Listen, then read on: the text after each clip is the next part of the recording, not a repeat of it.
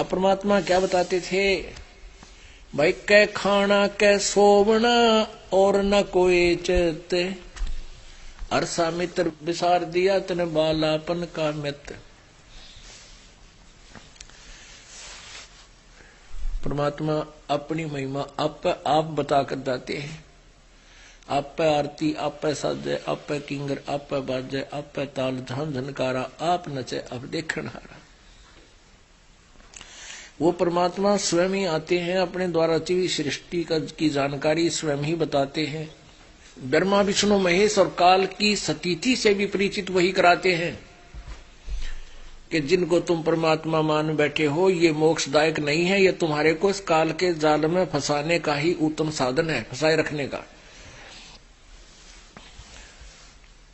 क्या बताते थे, कै खाना कै सोवना और न कोई चित, हर्षा प्रीतम विसारा बालापन का मृत्यु। इस उदर के कारणे जग जांचो निसियाम, स्वामी पणो शर चढ़ा सरयो न एको काम।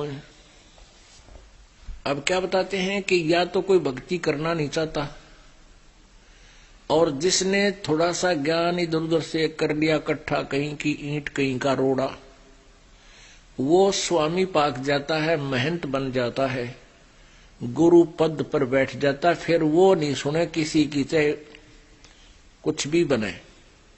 और जबकि हमने कल्याण के लिए मान बढ़ाई, ये सब त्यागनी पड़ेंगी। जैसे परमात्मा कहते हैं, अपनी वाणी आप ही बताते हैं, साहेब के दरबार में ये गाहक कोट अनंत, चार चीज चाहते हैं ये रिद्धि सिद्धि मान महंत। साहेब के दरबार में ऐसा कोई एक, इन चारों को त्याग के वो चाव है पुरुष अलेख। इन चारों को रिद्धि सिद्धि मान महंत स्वामीपना इसने भूल के परमात्मा पाने के लिए ये सब त्यागनी पड़ेंगी। स्वामी होना सोहरा दोरा होना दासे, गड्र आनी ऊन को व बांधी तरह कपासे। और परमात्मा क्या बताते हैं कि स्वामी होना तो आसान है, 4 श्लोक सीख ले संस्कृत के, 5-7 शब्द सीख ले परमात्मा की वाणी के। श्रद्धालु लोगों में मूर्ख बनाने के लिए, उनको आकर्षित करने के लिए बहुत कुछ है तेरे लिए, लेकिन परमात्मा पाने के लिए दोहरा होना दास, दोहरा होना माने कति विनम्र हो जाना है। और जो अपनी मान बढ़ाई में फूले फिरते हैं वो तो ऐसे हैं जैसे बेड़ के ऊपर ऊन घनी हो जाती है तो वह बहुत मोटी तगड़ी लगे है, और धनी जब उसने उतार लिया ना उसके बाल, वो इतनी दिखा रहा, उसका अस्थि पिंजर सारा डराता है।